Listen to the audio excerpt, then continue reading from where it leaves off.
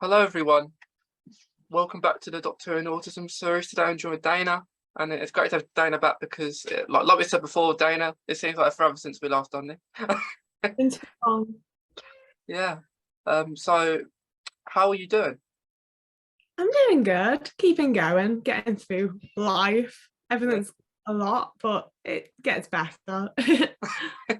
Yeah. So before we even talk about Doctor Who and Autism, do you want to just introduce yourself again, like I did last time?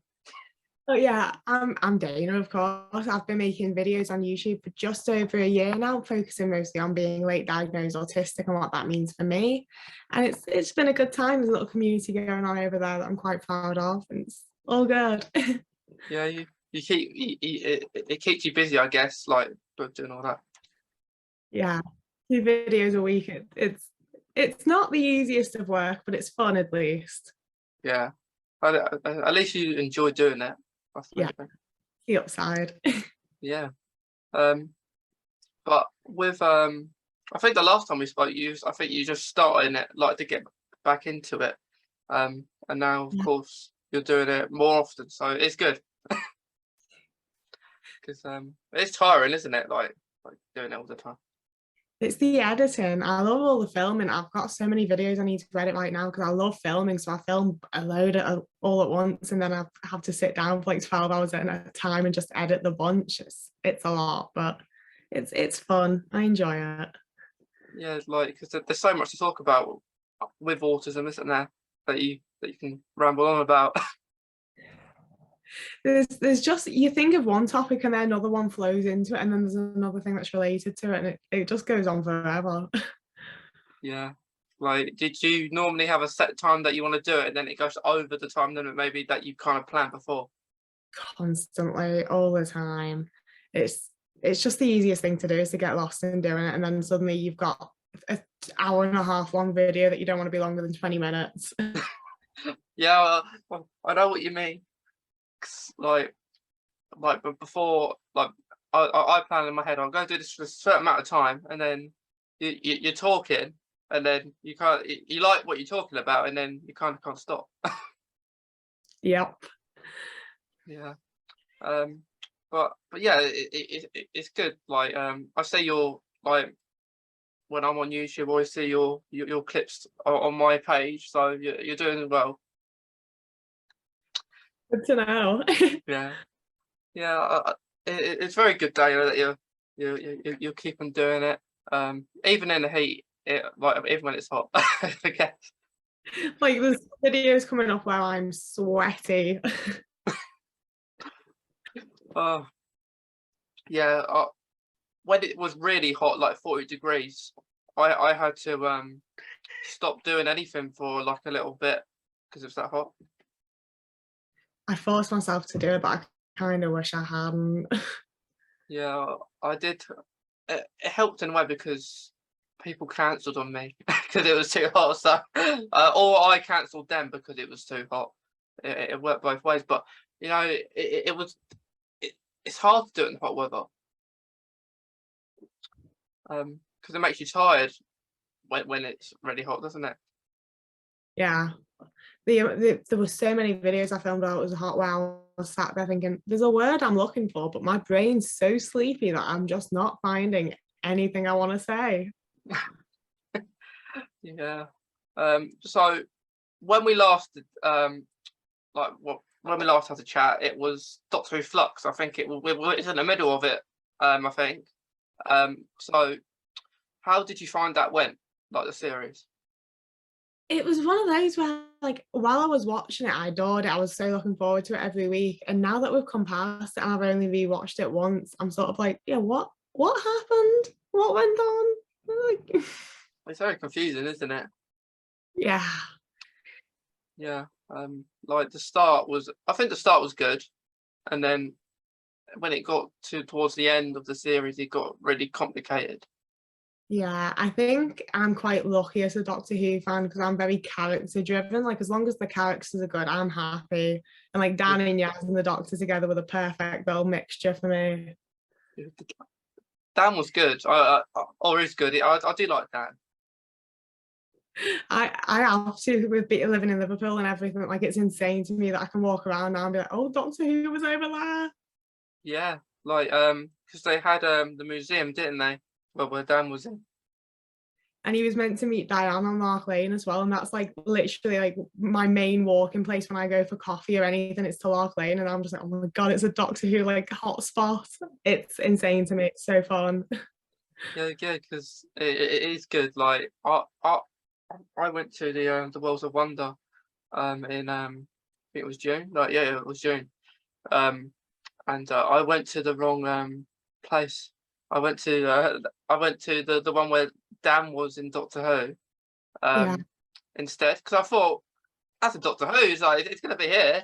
And then little did I know. Luckily, I went in early just to be on the safe side. And said, no, it's the World Museum. And then I thought, oh, that makes sense. It's Worlds of Wonder, World Museum makes sense. Why it's called that. Then I'm running, doing a marathon all the way to the other across to the other place. And then the funny thing is, Yeah. when I go in, the people say, you can take your time. And that being autistic, of course, when I'm going around, I'm taking my time. And I'm the last person in there, doing video and pictures and whatnot. What did you think of that though? Because I've been to that too. I went with my girlfriend and like we were in love. I thought it was like the best thing ever. I was so amazed by everything. The one thing I really liked was that like it's really spaced out. Like not people weren't too close to you. I really liked it. It's not compared to what we used to have like with like the like years ago where it was in there was one in Carter, but I didn't go to that one. There was one in London, like a much bigger experience. But I did like it. It's good that we get something like that to go to. Yeah, I never got to go to any of the big ones because I was meant to go to the one in Cardiff in like 2012, like years and years ago, and it was closed like the one weekend I was there and then like never reopened. So I was at least I got this. Yeah, it's in Liverpool, so it's a good place. But did you have a favorite part, like in the in it? The Cyberman display was my by far favorite part because it was back in the first season, no, second season when the Doomsday Cybermen are all around. That was the moment for me that I was like, oh, this is my show. Like as a little kid, so getting to see one of the actual Cybermen from that episode, I was like, oh, this is just the best thing to have ever happened. What about you? I like the what did I like? I did like the Bachelor Narada bit, like you thought, because I always I like those episodes. I like seeing the spacesuit as well. Um, that kind of section. Although I did like seeing Cassandra speaking at the end. Uh, that was I nice. was so impressed by that, and the face of Bo as well was super cool to have. Yeah, because It was all really impressive. yeah, it was really good. I didn't like I didn't spend much time into the first Tardis at the start, because I wanted to go around it. I wanted to see it all. If I went back, because in the little shop at the end, I was ages in there, and I was like, you can get a pass where you can come back, and I was like, I don't live like near Liverpool, so it would be unlikely for me to come back. But because it's getting moved, isn't it, to like Edinburgh, I think later on. So Doing a full tour of the country, so a lot of people should get to visit. Like it just got to start in Liverpool, so I was happy with that. yeah, it, it's good. Like it will probably go round like you say, but it's good fun. One of the main things I went Liverpool. I did like the TARDIS though. It's incredibly cool. I've never been like around like a TARDIS console before that, so I was really quite amazed by that. It was cool that they had the costume that David Bradley wore as the first Doctor as well, because I think it was 2 weeks before was Liverpool Comic-Con, and David Bradley had been there and I had a little chat with him, so it was so cool to go and see the outfit afterwards. Yeah, he's good. Like he plays like the first Doctor really well, like in the show. He's been in so much stuff as well. He's such an impressive actor. Yeah. Off topic, sorry. No, he is good. Like in everything he's been in. Like like with Bernard Cribbins as well. Like it after like when he like passed away, it was quite sad because I haven't really before really sad over an actor really. So it was quite sad because he was filming in Doctor Who 2 weeks before. So Yeah. it was pretty sad. I feel like it was like it's really like quite special to the fans now that we're gonna get to see him in it one last time. They were gonna have Will Flake this one last time. Yeah. Oh, making me tear up now. I'm really sad about Bernard Cribbins. Such an incredible guy. Yeah, I keep watching his videos and like clips he was in Doctor Who, like the episodes he's already been in. He's great. Like he's not in awfully a lot of episodes, but it's more like he's in more than he is in Doctor Who. He's just such a personality that like you remember his character more than like the episodes that he's in half the time. Yeah, he was great. Um, I I hope I don't want him to like die in like the 60th. I want him to stay alive. I don't want him to do like a funeral for him, because that would not be what Doctor Who's kind of about. Because they didn't do that for Sarah Jane. They did a little clip, didn't they, for Sarah Jane? For like Mr. Smith at the Sarah Jane house. Yeah, I think it's one of them. I want the idea of Wilf just being out there on a mountain somewhere with his little telescope and his flask of tea. Like, just let the idea of him be out there still. Yeah, I imagine that's the first scene of like the 60th. He's out there, with like, and then you see the Doctor. He comes down somehow. But it's going to be really interesting to see what happens. I'm really excited for it. I'm both absolutely dreading it as well. Like there's just so many possibilities. Yeah, like it's probably haven't been as excited since you was kids, like growing up watching it. Because I haven't been this excited like since probably maybe Matt Smith era, maybe. Because that's when all like the merchandise was still there, and then it kind of slipped when he went. Because I used to remember going to Tesco's, and then you had these little figures that you'd collect of like little. It was Lego. It was like you had a Silurian, the 11th Doctor, a Cyberman, a Dalek, so all that kind of stuff. I just hope that that's all brought back, or something similar. Just when we got Shooty Gatwa right as the Doctor. I remember being absolutely obsessed with the sticker book from 11's era where you could get all the different stickers to put in. I bought like the entire box to fill up the book. Like, we really need that merch back. I feel like when a lot of fans are talking about how like people aren't as into the show anymore, like in the general public, it's because they're not seeing it all the time like they used to. We need to get it back so that everyone has to think about it all the time. Yeah, there needs to be more like awareness of to watch it and stuff. Which is why I think they're bringing. One of the reasons David Tennant's been asked to come back is because everyone loves David Tennant. Because he's been in so much more, and as well other than Doctor Who. So, and you got Catherine Tate, so that's good. It's one of them where every time they announce that they're bringing people back, there's part of me that's like, oh, you're just pandering to try and make people watch it, and the other half's like, yeah, and it's gonna make me watch it. I can't wait. Absolutely do that. Yeah, I can't wait because they tell you these things, and then you got to wait like probably a year to see it.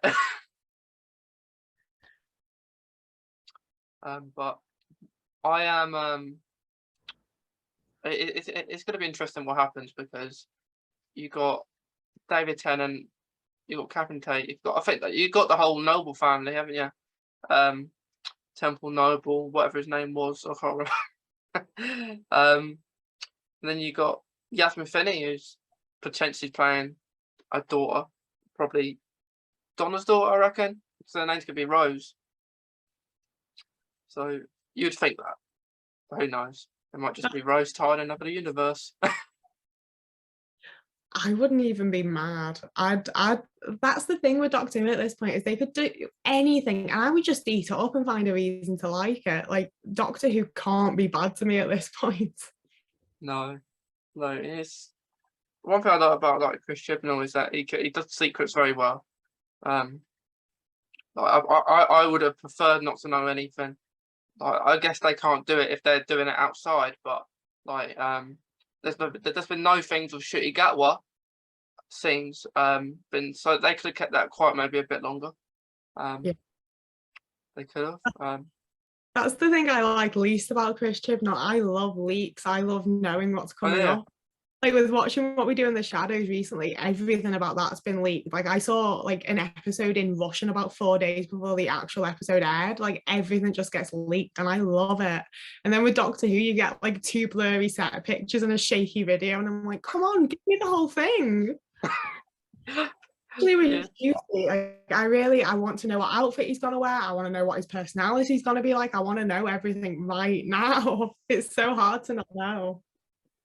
It is, but there is so much that like they show you so much, but you don't know it. Like you just you have your own, I guess, opinions, what you think could happen, what you want to happen. Like for Jodie's last episode, of course, like there's the rumours David Tennant might like be it will go into him, and then maybe shooting up later on, which is a thing which it doesn't seem all bizarre anymore than it used to be. Like you if you said like a year or so ago, David Tennant's going to be the next Doctor Who for a little bit, and you think that's not going to happen. If it did happen, I would still probably be. I'll be happy for a while. It'd be funny. That happens, and his first thing he says is what? It's one of those things that like I'd enjoy it as like a nostalgic person, but I wouldn't be like, oh, this is a good piece of plot. So I'd be like, this is poor plot. I love it, but poor plot. Yeah, yeah. There's like 3 possibilities how it could happen. It'll either be Shooty Gatwa will just regenerate. They would go into him straight away, or you've got there's no regeneration at all. It just goes to be continued while she's regenerating. And then you've got the other one where it goes into David Tennant. But if that did happen, I think that will be something maybe the Master's done or something's happened to do regeneration cycle where it will go. I would like it to go if that was going to happen, where you will see Shooty Gatwa pop out for a glimpse, and then something go wrong. He'll maybe say a word or two, and then David Tennant will come out. Not sure if it'll be the 10th Doctor or just someone else. I'm really hoping that it just goes straight from Jodie to Shooty, because like the only thing that stopped me from being super upset about her leaving is that I'm so excited for him to come in. So like if it wasn't him, I'd be like, no, she's gone for nothing. Like, come on. Yeah. Do you feel if they go straight into the 60th though, next year, do you think that will be a bit soon for like him, or because he wouldn't have his own series before? I don't know. I've always really liked it when the Doctor has like a special or whatever. It's like their first episode. I think it's a good way to sort of settle you into who they are before getting a full season of them. Because like I spent so much of the first season with Jodie being like, do I like her? Is she the Doctor? Like like her. She is the Doctor, but like, do I like her enough? Whereas I think if I'd had like a special first to get used to, I'd have immediately been into the season a lot more and like enjoyed the plot more. Yeah, yeah. There's so many things that could happen, and I think it's good. Like, it was good. It, if they did go straight into the 60th, they could either do, depends how long they want to do it. They might want to do it like a year-long thing, depending on how many if other doctors get involved or something. Because they'll get asked. No, I think every doctor would. Um, but if that did happen, I reckon potentially get a series with Shooty towards the end of the year, or you could just start him with one right at the start. But because I think they're filming in November for his series. We're starting to film. So yeah, because I think he's just recording Sex Education, like is the next series of that. So he's got to do that, and then he'll be off onto Doctor Who. Oh, that's the other one. Is I'm so excited that we've got someone who's worked with Gillian Anderson. I feel like all my alien shows are colliding. That's my favorite thing at the minute. But yeah, I'm just so excited to see what his Doctor's like. I just want them to do it as soon as possible. I also like, I feel like they need to hurry up. Like, it feels like we have such long breaks between Doctor Who content nowadays. Like, I feel so old, but like these days we just don't get enough content, and it's so far apart. Like, we don't even get 13 episodes a season anymore. We get like barely anything. Yeah, yeah, like we haven't got we never got 13 with Jodie. Like we should be getting we need the 13 episodes back. Because 10 or what was it, 6 that we had in Flux. Yeah. 6. Like if they did a few more episodes, we could have gone to Christmas. uh, with the series that they done. But it's something that I think Russell T Davies will do, because he used to do them, didn't he? The 13 episodes. Yeah, I feel like that's what like lost it with Torchwood for me, was that we went from like the two great seasons with 12 episodes each to Children of Earth with, I think it was 8, and then the fourth season, Miracle Day, which I think was also 8 or maybe 6, but it was just much shorter and you didn't get as much time to like appreciate anything or enjoy anything. Yeah, I don't want Doctor to go the same way. yeah. Like I think the next series has to be good. Not that the last few hasn't, but it just hasn't been the same, has it? Like like you used to. I think it's good that we're getting a new music composer as well in Doctor Who, because like the last one wasn't bad, but like with Jodie's theme, you can't really hear it that well. And yeah, it's really quiet. Recognizable as Murray Gold's work was. Like, he was perfect. Like, the music in the first, like, say 4 seasons, obviously continued for longer, but I'd say the first 4 seasons of New Who, the music was perfect and flawless. Like, there's stuff from that still makes me tear up and takes me right back to the scene, and it's just not been quite as recognizable since, apart from maybe some, like, I think Amy had a theme. There were a few themes 5 and 6 that were definitely very recognizable.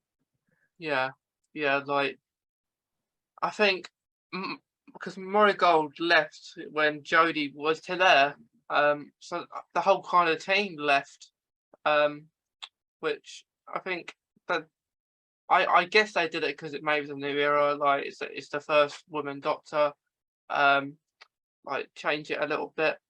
But I think like either bring Murray Gold back or bring a new one. But I trust whoever Russell T Davies does do, because he's good. He does good. Like with his choices that he makes and stuff like that.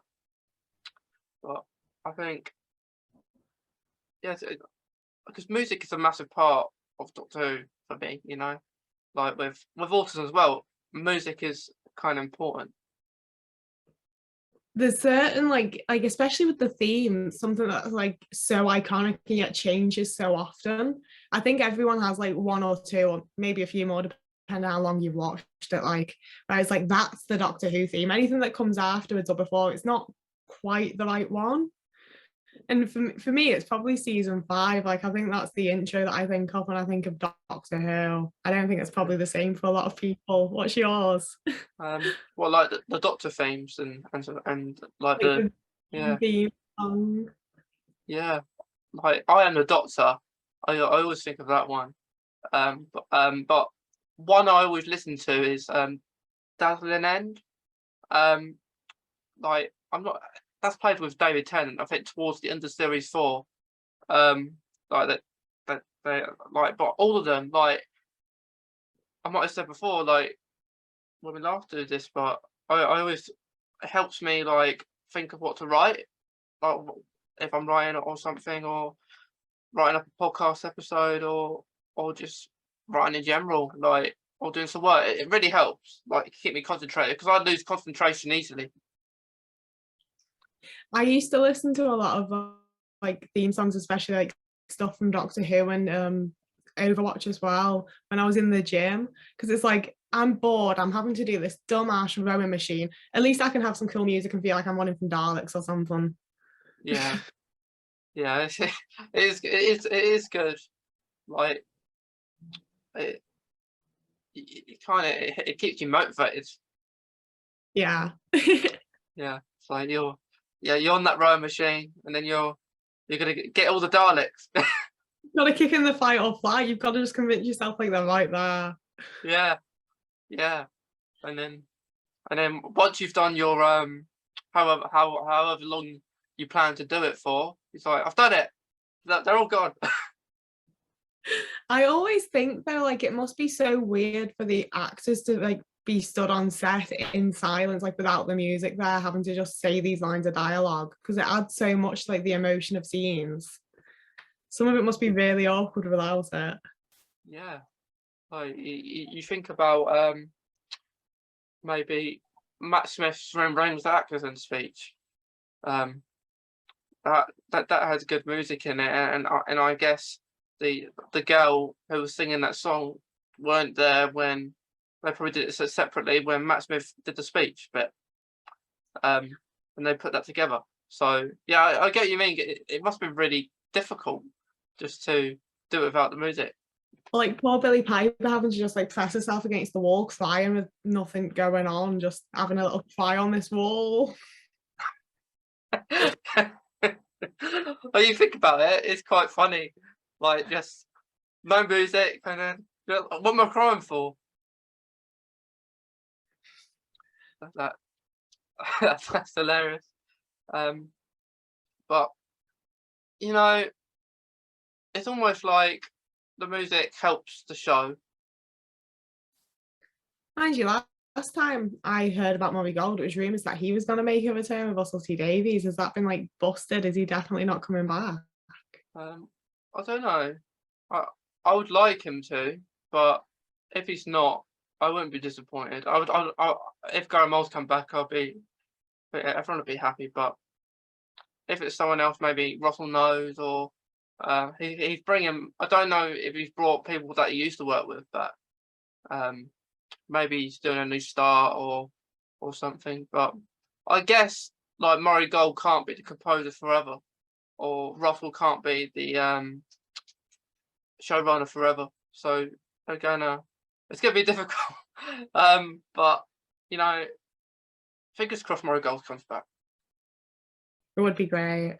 I'm still so mind blowing that Russell's even coming back though. Like when I saw rumours of it, I was like, oh, that's it. He's busy. He's just done It's a Sin. He's a big time writer now. He's not coming back to little old Doctor Who, and then he is. Like that's so exciting. Yeah, it's gonna new monsters.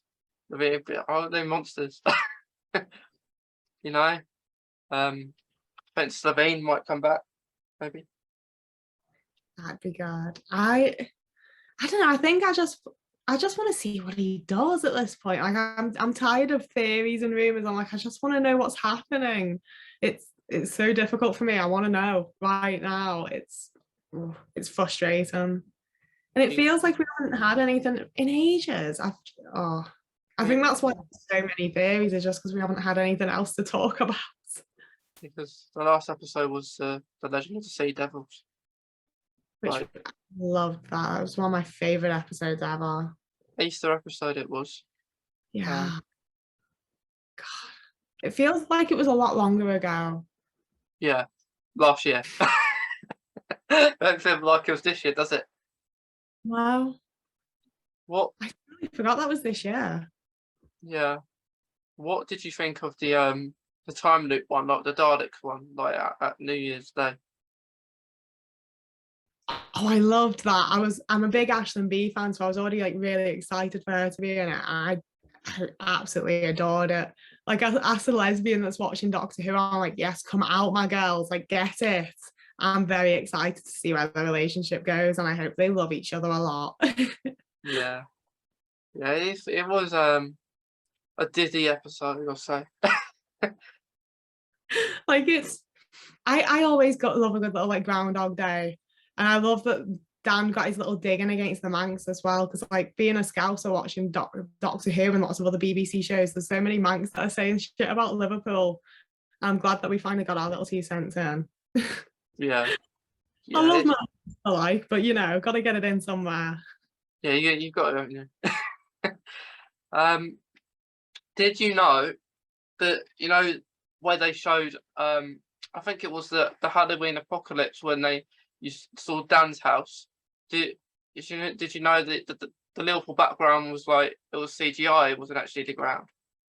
I didn't. I thought it looked a bit weird because I've been around that area and I've never seen that angle quite, but like I didn't know that. Yeah, I I think am I think so. I don't know where to find out things like that, but I've been wondering for ages when Diane's waiting for Dan on Mark Lane, and definitely, I think it's that episode actually. There's a point where she's just like stood there waiting before she gets taken by the alien that takes her to the planet Time. Was that the plot? Something like that. Hmm. But she stood outside a house that's meant to be on Mark Lane, and I'm just like, that's not on Mark Lane. I need to know where that house is because I just know that it's not Mark Lane.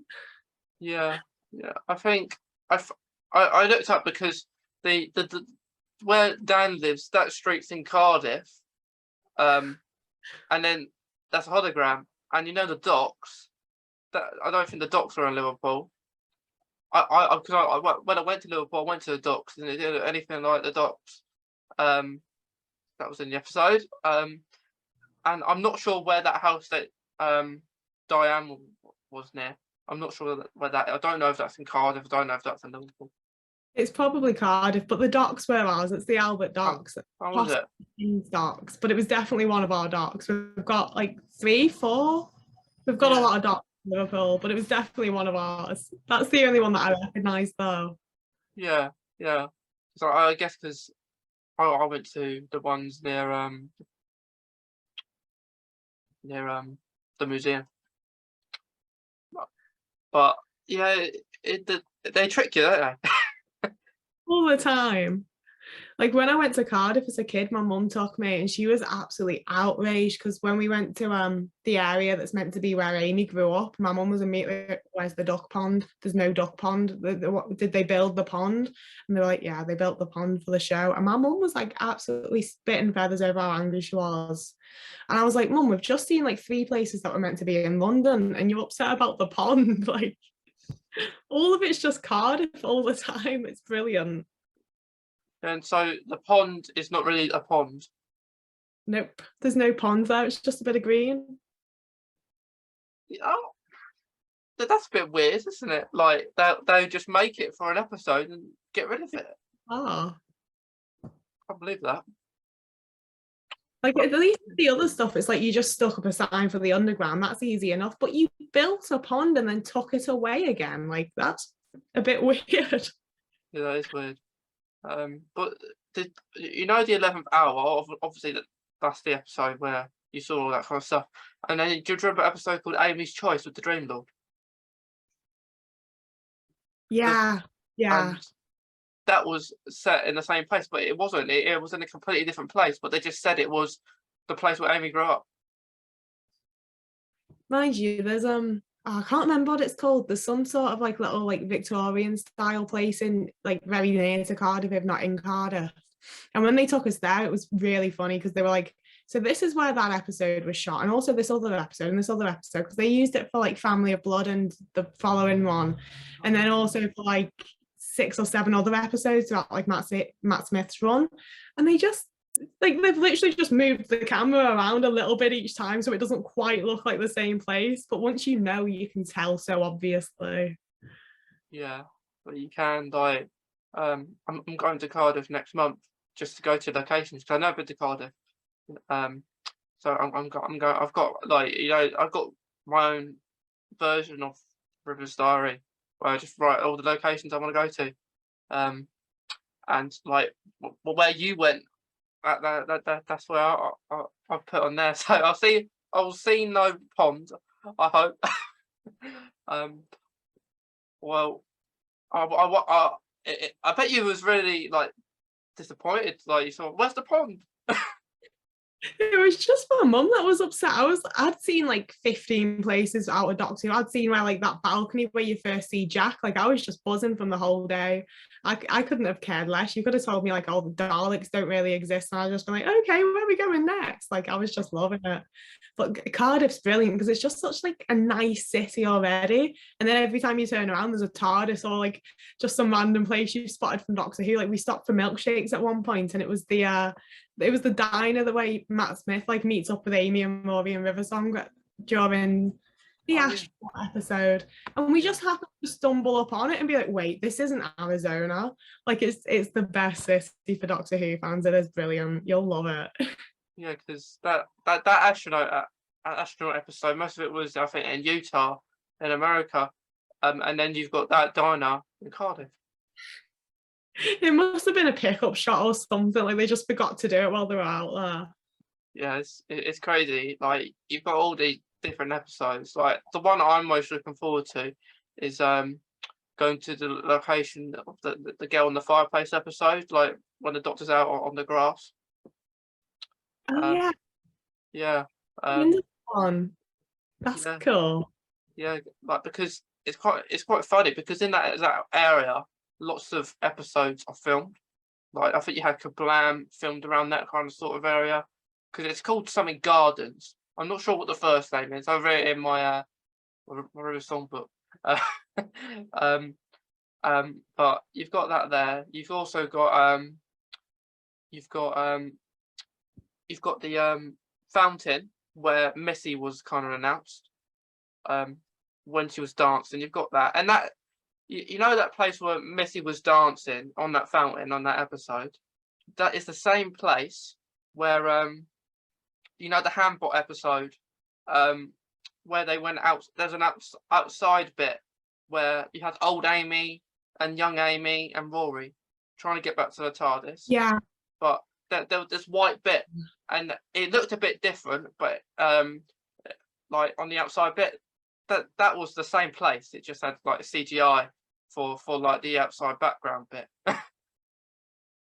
I love how often they just reuse places. Like when you go, I'm sure you'll visit the Mermaid's Quay because like the Torchwood Tower and everything. But it's like you turn around while you're there and you're like, oh, there's the steps that you see Donna running up and down during the first. I think it's the Adipose episode. You see Donna run up and down at some point when she's meant to be in London, and it's just over the road from the Torchwood headquarters. It's crazy. Like of course in the first episode, like Rose of New Who, you've got the shop where that shop's in Cardiff, where like the first shop that she was in the episode. And I think also they also got the shop in there that like when the Antons are attacking, like you got Roger's mum like running down the escalators. Like they even got when the Trap Street in there, haven't they? Like when Clara went both to Raven. Mind you, I kind of feel like Jackie needs to make a comeback. I kind of miss having Jackie about. Yeah, Jackie needs to come back. Like I'm not that bothered about Rose anymore. We've kind of had her back, and they filled us with it and made her the interface. Like at least bring Jackie back for an episode or two. Yeah, yeah, we need her back because she was just funny. Just what she does as a comedic moment. I miss her. Like I can imagine her a really big argument with Shooty Gatwa, like as the Doctor. That would be brilliant. I can't wait to just see Shooty argue with anyone. Like the moment he gets angry at a Dalek or something, I'm just gonna be like clapping my hands and jumping up and down. I'm so excited to see how he does with the character. He'd be like, "Excuse me." That's um, the thing, no, I think everyone's expecting him to be like Eric in Sex Education. And I think that he's like, because watching interviews with him when I first got into Sex Education, I was like, he's very different. Like he's quite like suave and charming in real life compared to Eric, who's obviously brilliant, but like very different character to him in real life. So I'm like, I don't know. I think he could be some really cool, like on the ball, like witty, cool doctor. I'm very excited. I think there's a lot that he could do because he's so talented. It'll be really interesting. yeah, it is going to be really interesting because, like as you say, I think it's going to be. I think it will take some maybe things from Sex Education, but you never know because, like Russell T Davies may want him to be really serious, or he may want him to be a more lovable doctor. But when a doctor is announced, I'm always interested what they're going to wear and what their TARDIS and like it's going to be looking like inside. Yeah. I'm gonna miss the TARDIS that we've got, but I like the like organic corally vibe because I feel like it reminds you that like the TARDIS is organic. She's growing and she's like sentient and everything. I'm gonna miss that. I never thought about it like that. Yeah, it is. The only thing I don't like about the TARDIS, like Jodie's TARDIS, is that it's really dark on the outside bits. It is a bit. Yeah, like it looks really small inside. Yeah, I've always liked the idea of the corridors in the TARDIS up until we actually got to see them. So I always think like, oh well, there's so much more just around the corners, and it's probably all actually quite terrifying. We now know. Yeah, yeah, it's gonna be interesting. Um, like in Jodie's last episode, um, it's gonna be sad for a lot of people. Her leaving. Um, Looking like, forward. but it's good. It's gonna be good in a way 'cause it's like hour and a half, hour and a half long. It's like a movie. Hold. I mean, we don't need another Doctor Who movie, but you know. Yeah, we don't need another Doctor Who movie, um, but do you would you like to see maybe someone turn like maybe Yaz turn on the Doctor or something like that? I keep seeing the theory that that's going to happen, that she's going to like side with the Master against the Doctor, and it would break my heart. I would be so upset. Yeah, Like it'd I be a good plot, but like emotionally, it would damage me. yeah, I think it would damage a lot of people, but like it would be a shocker, like because you got all these people coming back. You've got Ace, you've got Tegan, you've got probably you got Graham. I'm not sure about Ryan. It wouldn't surprise me if he comes back, probably. Um, and then you've got Daleks. I'm looking forward to Daleks Cybermen. Put Daleks Cybermen on it. So I wanted them to have like a bit like Doomsday and like that kind of stuff where they're having a conversation with each other. You've reminded me that Ace is coming back, and I'm so excited for that because like one of my favorite eras of old Who was like when it was Ace and Seventh Doctor. I loved everything Ace did, and I'm so excited to see her again. Like I not to be horrible, but I kind of think she's more iconic than any of the other companions from like old Who, like even Sarah Jane. And I'm surprised that we haven't had her back sooner. Yeah. Well, hopefully she kicks the Dalek or Exactly. something. She just like doesn't care at all. She'll boot a Dalek. She'll just be like, yeah, I've had enough. I'm legging it. Like she doesn't listen to the Doctor in the slightest. Calls him the Professor half the time. Like she's just fantastic. I am interested to see what happens though. What will happen with her character? Like, if this is just to be a one-off episode for her, or is something else going to happen? Like, is she going to be involved more in Doctor Who now? I feel like it's gonna be a one-off. Like my thought is that there's gonna be like the big bad that everyone has to come together to defeat, and then that'll be the thing that makes the Doctor regenerate. Is my thoughts. That's my theory. Yeah. I am interested to see what happens because we've got. I think we're gonna have more people in it as well, but like from what we saw in the trailer, because they wouldn't show all them in the trailer if there's not more going to be in store. Yeah, there's So definitely more than we were expecting. yeah, it's going to be surprises, which I am looking forward to it. I just want her to open the watch. Please just open the watch. Give me some content. Yeah, if they if this just if they don't open if you don't open the watch, I'll be a bit disappointed, and we'll know who Joe Martin's doctor is as well. For real, like I feel like they dropped that whole plot point a little bit. Like I'm like, what happened with that? Where'd she go? What's happening with her? It's lost in time. Like she's so interesting as well, and we just like barely got a taste of her. How much I wish we'd gotten to see more of Jo Martin's Doctor, the fugitive Doctor, what was going on with her. And I was really hoping Jodie'd regenerate into her. Yeah, still possibility, I guess. I'd be disappointed now though. If it had happened organically, I'd have been super excited. But now they've run out shooting. If it was anyone else, I'd be, well, that's not what I was planning to expect. Like, come on now, you've surprised me. I'm not a surprise taker. I'm like, I want to know what's going on. Yeah, it's something that needs to happen really. Plots need to be resolved. I guess that's why the hour and a half episode. I even think it might go into cinemas, like the episode, possibly. I hope so, because they did that with Peter Capaldi's first episode. I think if there's an episode of Doctor Who that I saw in the cinema, Yeah, so I think so. That'd be great. Yeah, because Matt Smith was in Peter Capaldi's first episode as well. I think they did that. It's a good touch they did on that episode, to be fair. Put Matt Smith back in it.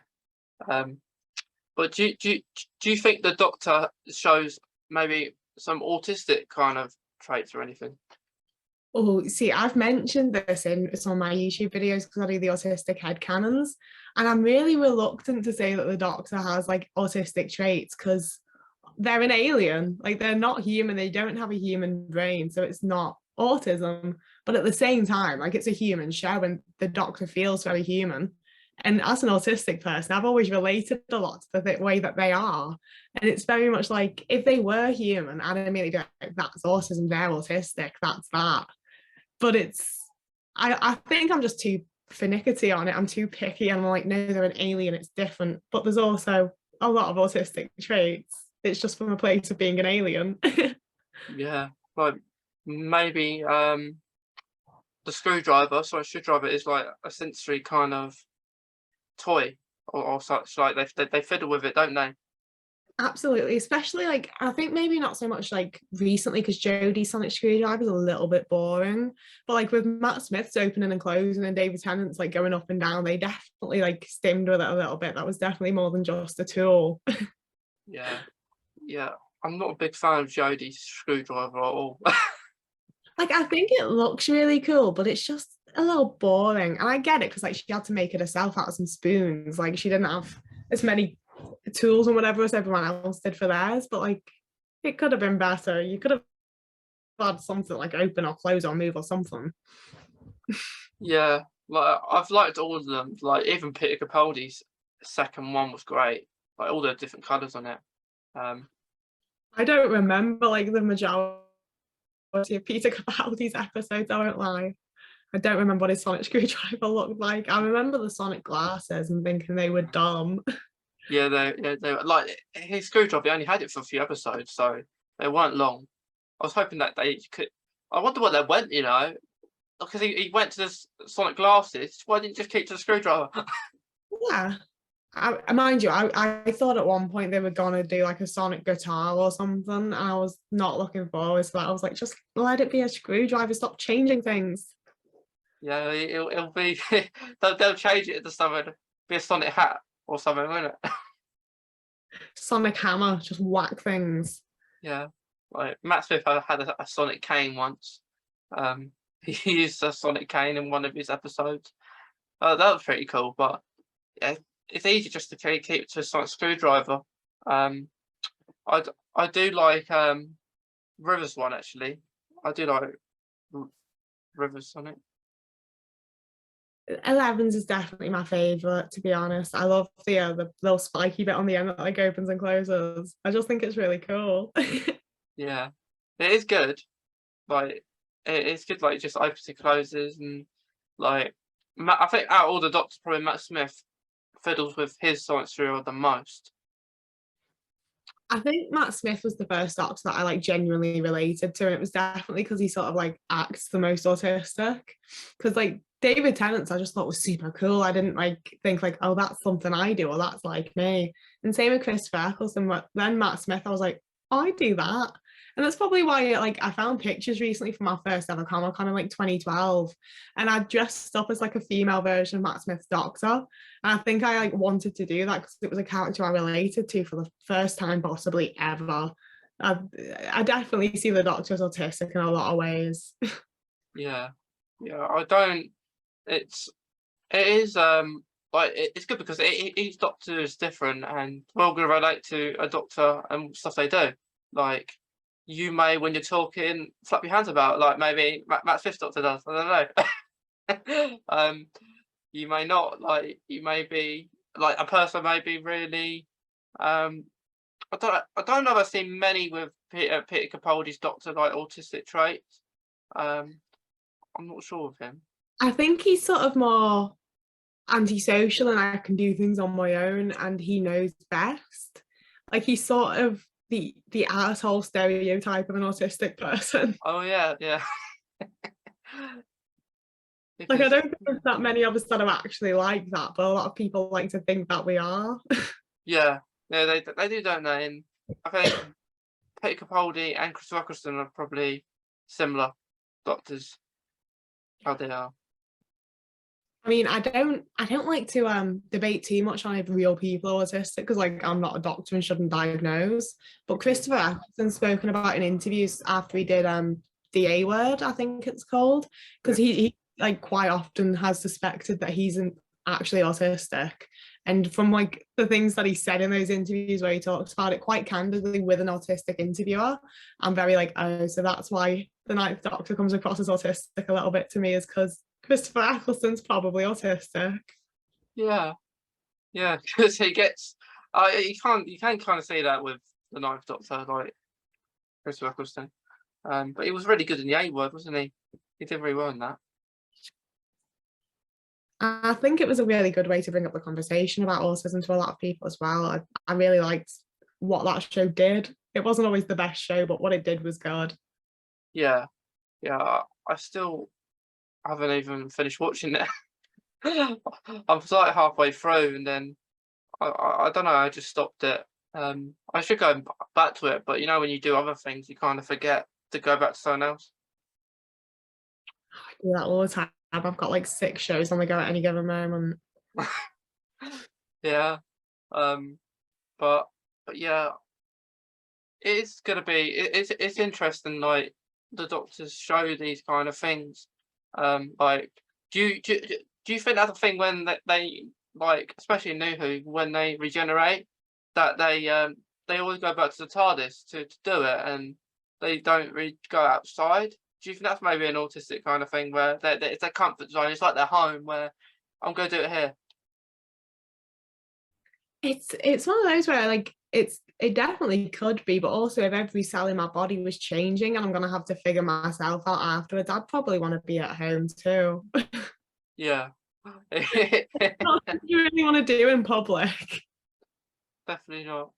Um, but would you like to see like the same routine, I guess, like how they regenerate? Because of course, years ago, it wasn't always like the fire out the hands. It was. Would you like to still see the fire out the hands, or would you like maybe a different way?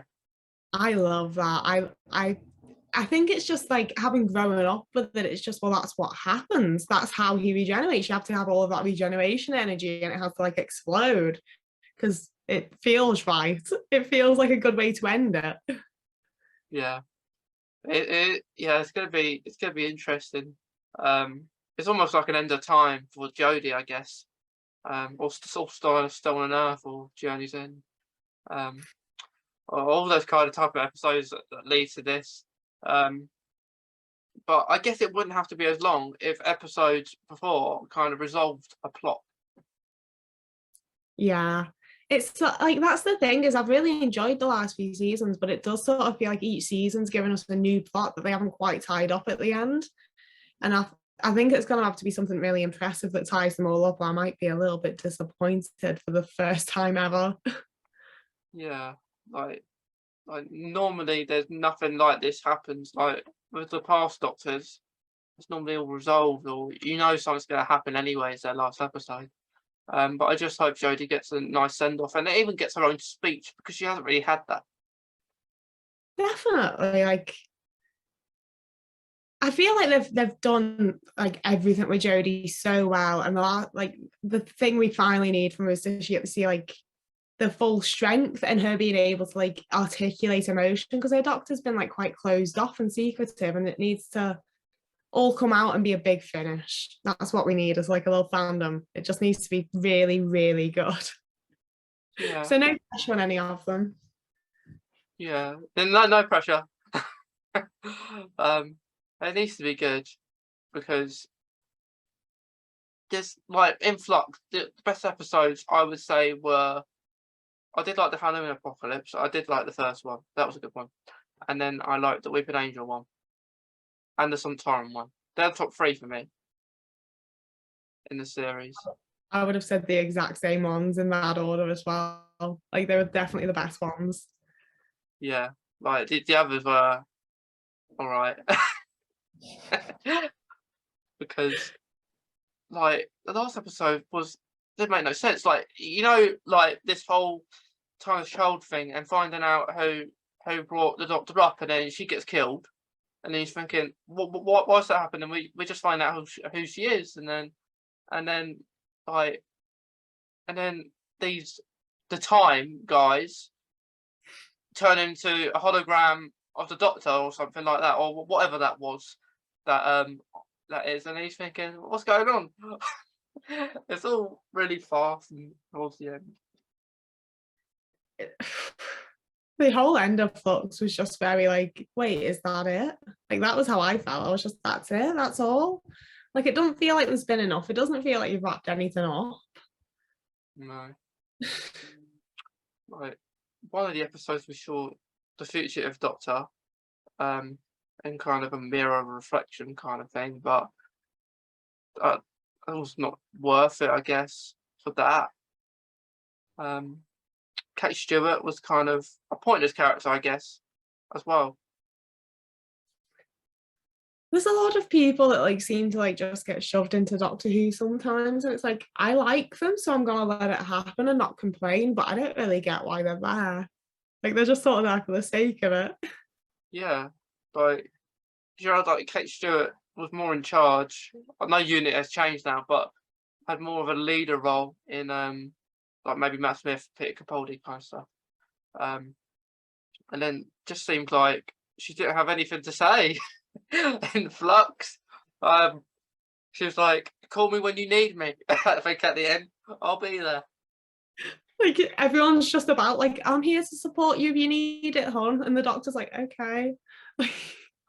Yeah, like I was thinking there'll be more of a reaction from Kate when she saw the 30th Doctor, but she didn't really say much.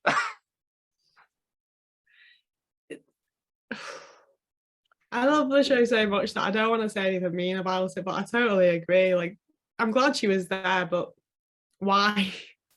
Yeah, I just think if they like with River Song, for example, I think her story's kind of now finished.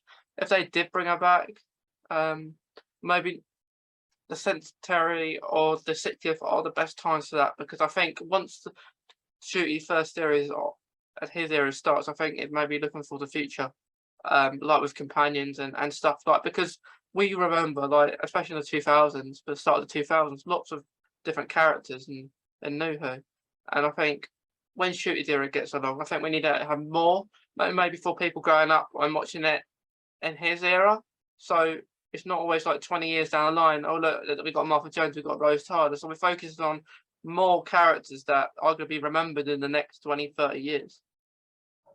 Definitely, like there's so many characters like with Clara. Like I wouldn't want Clara to come back. She started to annoy me towards the end there. And then Bill, they're forgettable. I can't remember them. I literally forgot about Bill just then. I actually really liked Bill. They're just not memorable characters that anyone's gonna want to see come back. Like it really is like Donna Noble and before that are actually like bring backable characters. Like maybe Yaz, Graham, and Ryan. And even then I almost forgot Ryan. Like I was really upset about what happened to Bill because I think she could have stayed on, and like when the Doctor regenerated, it would have been a nice thing for her to stay on with the Doctor. It would have been nice. It would have been a nice fight. Because I guess imagine because the Yaz fancied the 30th Doctor, imagine if Bill did too. That'd be a nice competition. Nice little love triangle. They're just not like, even if Bill hadn't been like written out essentially, like you just couldn't bring her back. People would be like, wait, who's that? Whereas like the people that we grew up with, like Rose and Martha and Donna, like they were immediately likable and they're immediately recognizable when they do come back because of how much people adored them. And they just haven't nailed that again. And Clara stayed for too long. Clara was there way too long. Yeah, I agree. Like that might as well said you could have said there's no point in Bill being there for one series because there wasn't long enough. And Clara, I think she should have left when the Raven killed her. Not come back for Raven more. That kind of defeated the object of her dying. Really. I mean, that's what I've had a lot of people tell me about Doctor Who when they find out I'm a fan. They was just like, but everyone dies and then just comes back, and I'm like, yeah, they kind of do. Yeah, like if you think about it, everyone who's died is not really dead. Like in New Who, Yeah. like Bill didn't die. Like she went off into the water, and Clara didn't die because she went into the Tardis for some odd reason.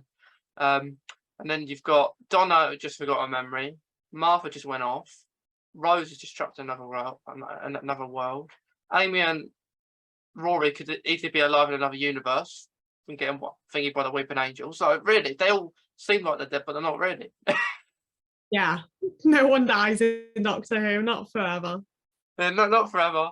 Like, but it would be nice, like, and like if they for the future, like 60th, or if they did a sideshow, maybe another Doctor, a Doctor working with a companion from another Doctor.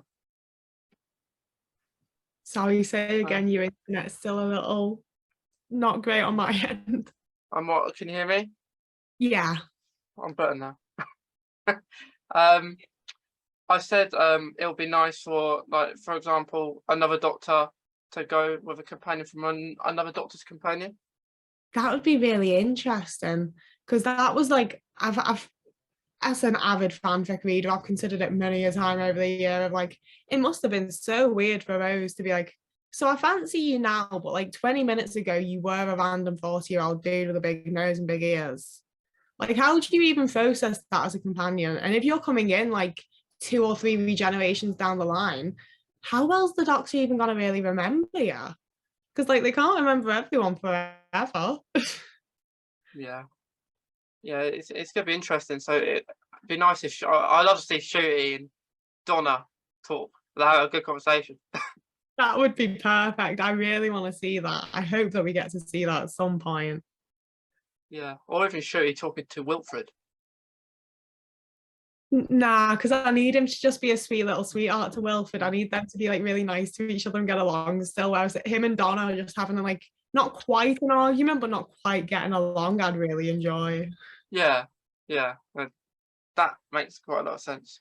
But yeah, it's good. It's so much to look forward to. Like, talk about it all day, can't we? Easily. Yeah. But my ideal Tardis for Shooty is red. I don't know why red. I colourful red purpley Tardis. I think red and purple are definitely colours that he just like conjures to mind with his personality, because I've thought the same. Like he's just like warm, rich colours are very him.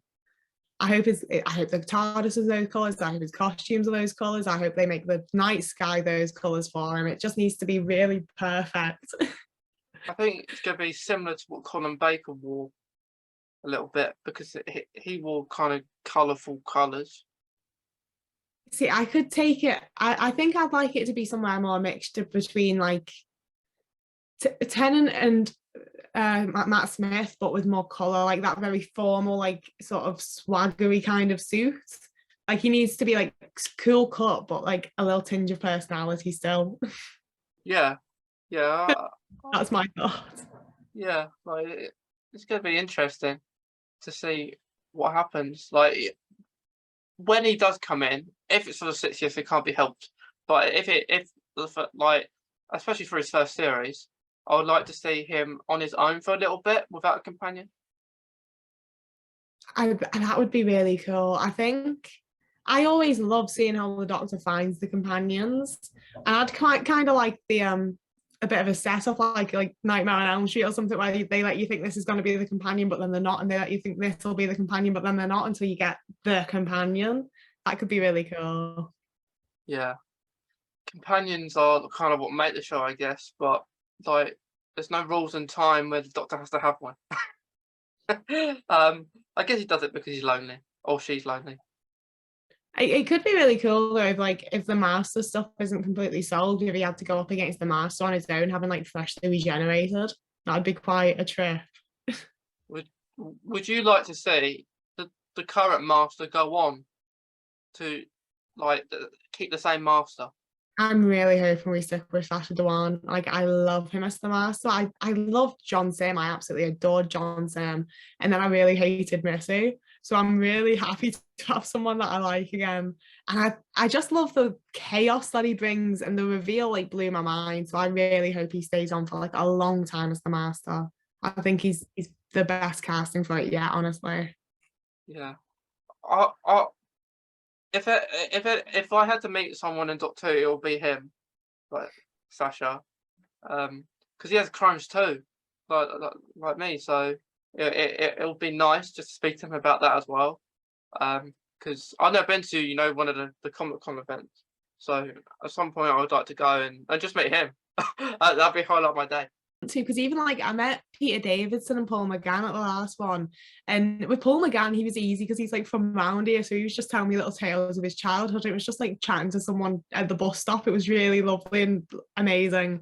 But then Peter Davidson, I was just like, oh my god, no, like he's the Doctor. Like I was shaking, I could barely breathe. It was absolutely ridiculous, and he was lovely. He was so nice, but I couldn't look at him properly. I couldn't talk to him properly. It was just horrible. Like it was amazing, but it was horrible.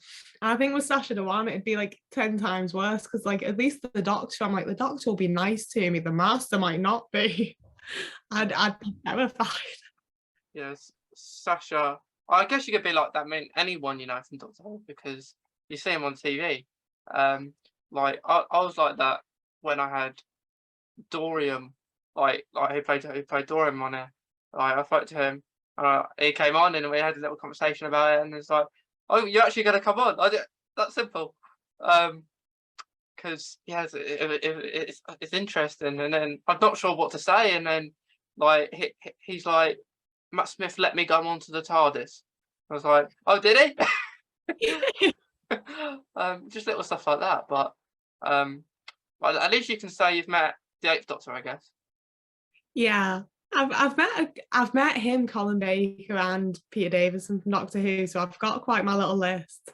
I've met more people from The Hobbit, which is a little bit embarrassing because The Hobbit was kind of awful, but they're all lovely. So Yes, I guess it's not the actor's fault; it's people writer in it. exactly, they were all great in it. It wasn't their fault. Yeah, but yeah, like fingers crossed that next year's good. This episode with Jodie's good. Fingers crossed on that. But is there a quote that you have that you relate to, Dana? Yeah, see it over here. I'm very much like a decorator. In 900 years of time and space, I've never met anyone that wasn't important. It's one of the David Tennant quotes, and it just stuck with me. It was one of those things that I heard like in childhood, and I was like, yeah, that's right. Like no one's unimportant. Like no matter how little or weird or whatever else you might feel, everyone's important. Yeah, there's no one that's not.